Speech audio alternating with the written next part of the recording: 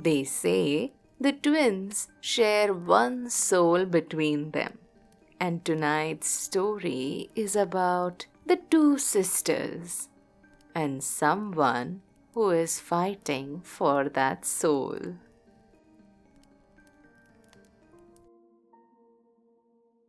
Leah and I were born 2 minutes apart. She used to joke that those 2 minutes made her the wiser one. And I never argued. She was the calm and graceful half. I was the shadow that followed. We used to be identical. Down to the curve of our lips, the small dimple on our chins. We shared everything. Clothes, dreams, even fevers. If one of us fell ill, the other would always follow. If she laughed, I felt the warmth bloom in my chest. If she cried, my throat ached. We were mirrors. But lately, she wasn't herself. Not really. I've always been able to see things no one else can. Shadows where they shouldn't linger, whispers behind the closet, faces that twisted when no one was looking.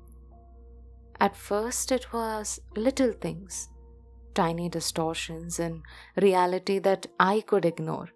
But then it was with Leah. It began with silence. She stopped humming in the mornings. Leah always hummed, soft and tuneless things while brushing her hair, while walking down the hall. But one morning, there was nothing. Just the sound of her comb scraping through strands. When I asked her if she was all right, she smiled. Only it wasn't her smile. Something about it lingered too long, like she had forgotten what came after. That night I woke to the sound of whispering, the kind that hums inside your head rather than fills the room. My first thought was that Leah was talking in her sleep again. She used to, sometimes, murmur half words about things that never existed. But when I turned, I found her sitting upright, facing the window. Her reflection in the glass looked older, not by years, but by decay. The corners of her mouth were cracked. The skin under her eyes seemed grey, tired. Her shoulders sagged as though she was carrying something heavy. I whispered her name, but she didn't move. But as soon as I turned on the lights, she was cooped up in her blanket, like she always did when she was cold. The next morning she looked perfectly fine, flawless. When I mentioned the reflection, she just laughed. A soft, airy sound that made my stomach twist. Because behind that laughter, I caught something else. A sound, like a low hum of flies. That's when I knew it had begun. At breakfast, she sat between our parents, radiant as ever. They didn't see it. The faint bruising around her temples, the way her pupils dilated too fast, like someone was turning a light switch on and off inside her head. I watched in silence as she lifted her glass of milk. Her fingers left faint smears on the surface, as though her skin were leaking something invisible. But, as usual, no one else reacted. The first time I saw her peel was 3 days later. She had gone into the backyard barefoot, whispering softly as she walked toward the old oak. I followed her from the kitchen window. The tree had always frightened us as children. Its roots, they looked like arms, the hollows like mouths. But Leah touched it. She touched it like it was an old friend. Her fingers traced the bark, slow, almost tender. Then she tilted her head. Her expression was empty, peaceful. Her skin began to flake. Tiny, almost weightless pieces drifting away from her like ash. I pressed my face into the window, wanting to scream. But I couldn't move. Couldn't even breathe. She turned to me. Her face was older. Not aged. Ruined. The way the fruits collapse in the sun. Her left cheek sagged. The crack on her lips was spreading across like fine fractures on porcelain. She then smiled. It was the same smile she gave me when we were 5, when we built our forts out of blankets and swore that we'd never grow apart. But now it looked wrong because her teeth were yellow, because her lips, they bled. I didn't sleep that night.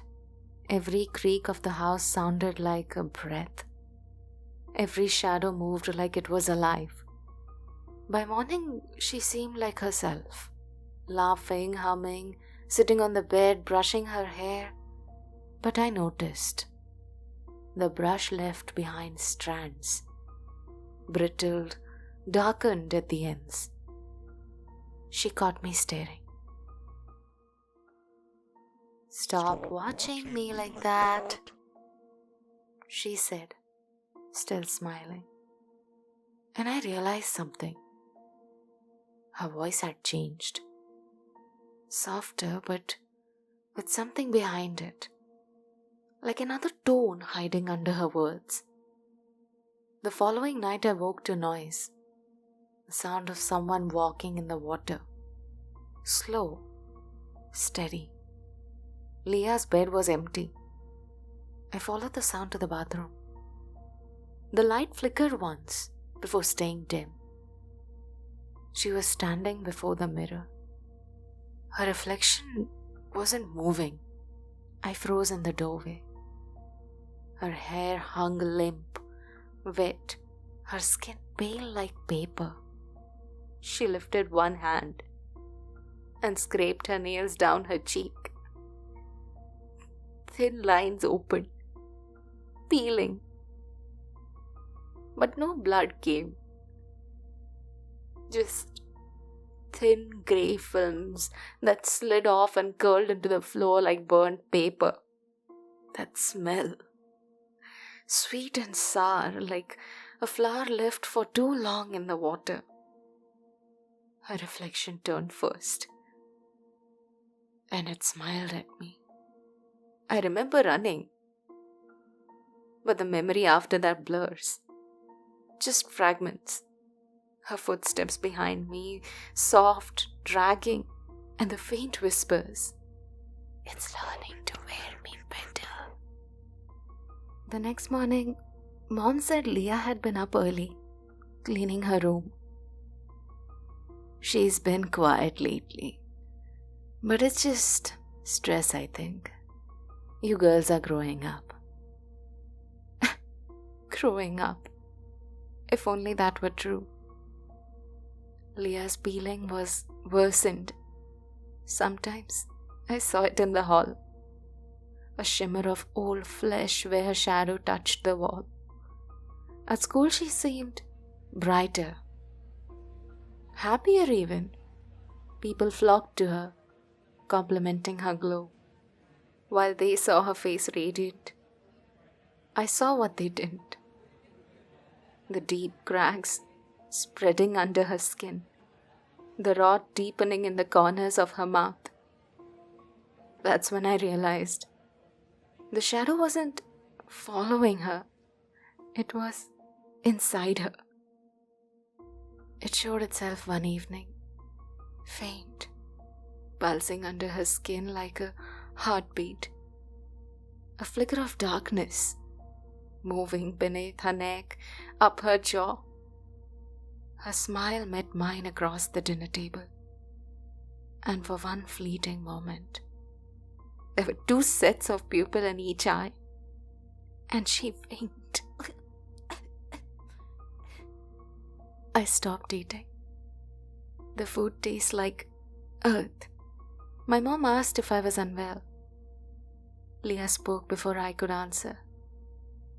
She's just tired. We didn't sleep last night. She said it kindly, smiling. But I remember I hadn't left my bed.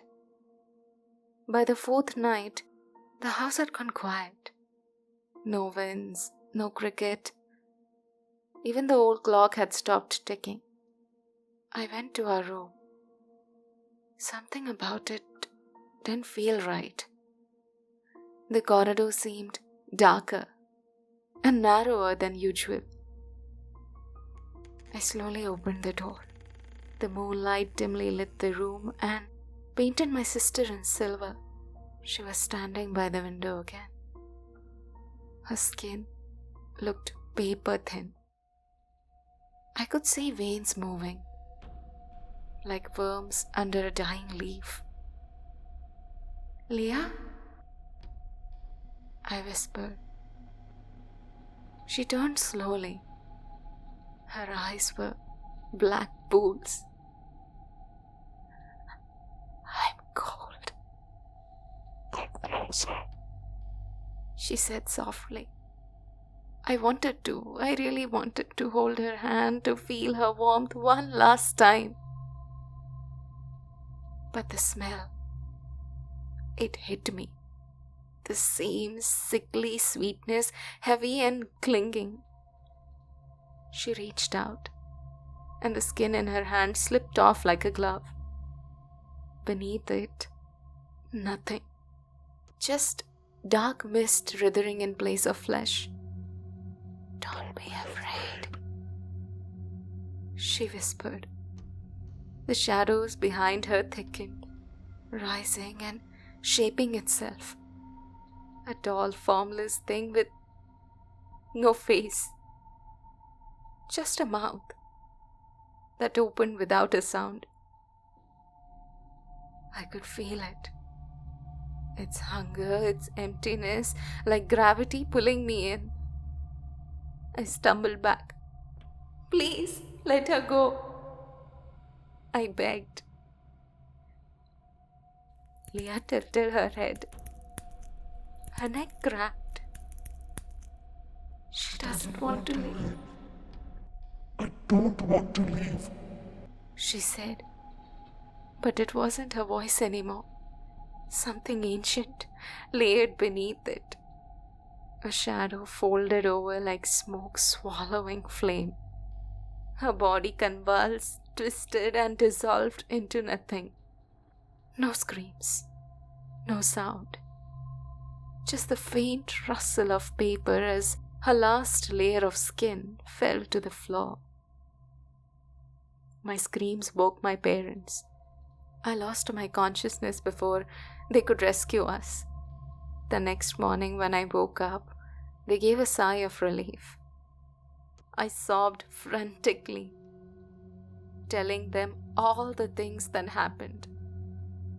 But they found Leah in her bed, sleeping peacefully, as though nothing had ever happened. Her chest rose and fell, her pulse steady, but when I looked into her face, I saw the faint tremor of something moving beneath her eyelids, and her voice echoed in my head. "Don't let it take you too." No one believes me. They pat my shoulder and say twins feel things deeply. But I see it. I know she's gone. And whoever I share my room with now isn't my sister. And I know it's coming for me next.